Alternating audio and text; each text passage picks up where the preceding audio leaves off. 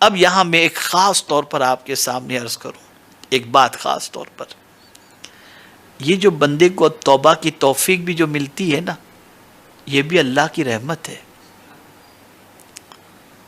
یہ بھی اللہ کی رحمت ہے۔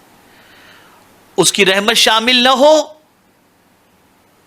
تو کبھی توبہ کی توفیق نصیب نہیں ہو سکتی۔ اسی نے فرمایا یا ایھا الذین آمنوا لا تتبعوا خطوات الشیطان ومن يتبع خطوات الشیطان فإنه يأمر بالفحشاء والمنکر ولولا فضل اللہ علیکم ورحمتہ ما زکا منکم من احد ابدا ولکن اللہ یزکی من یشاء۔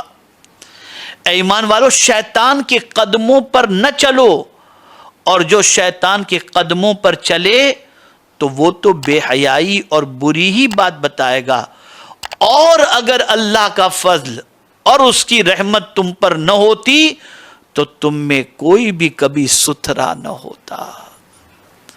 ہاں، اللہ ستھرا کر دیتا ہے جسے چاہے۔ یہاں یہ بات ذہن کے اندر رکھیں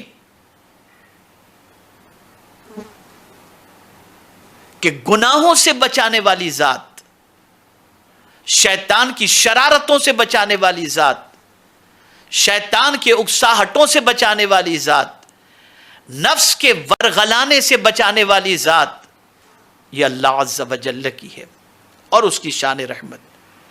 کوئی شخص اگر یہ سوچے کہ میں گناہ سے بچ جاؤں، نہیں بچ سکتا جب تک کہ اس پر میرے رب کی مہربانی نہ ہو۔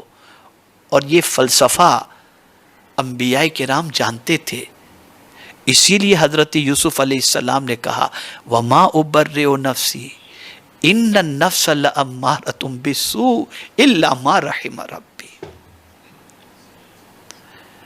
یہ نفس امارہ گناہوں کا حکم دیتا ہے، لیکن اس کے حکم سے کی پیروی وہی بندہ نہیں کر سکتا جس پر میرا رب مہربانی فرما دے۔ تو یاد رکھیں، یہ جو بہت سارے ایسے ہوتے ہیں جو گناہوں کے دلدل میں پھنسے ہوئے ہوتے ہیں اور پھر کبھی سدھر جاتے ہیں، تو یہ سمجھ لینا چاہیے کہ اس بندے پر میرے مولا کی رحمت ہو گئی، کہ میرے مولا نے اسے توبہ کی توفیق عطا فرما دی اور وہ سیدھے راستے کا مسافر بن گیا۔ کوئی یہ کبھی بھی نہ سوچے کہ میں بہت پارسا ہوں، یا یہ نہ سوچے کہ میں بہت گناہ سے اپنی طاقت کے بلبوتے پر، اپنے عمل کے بلبوتے پر بچ جاؤں گا۔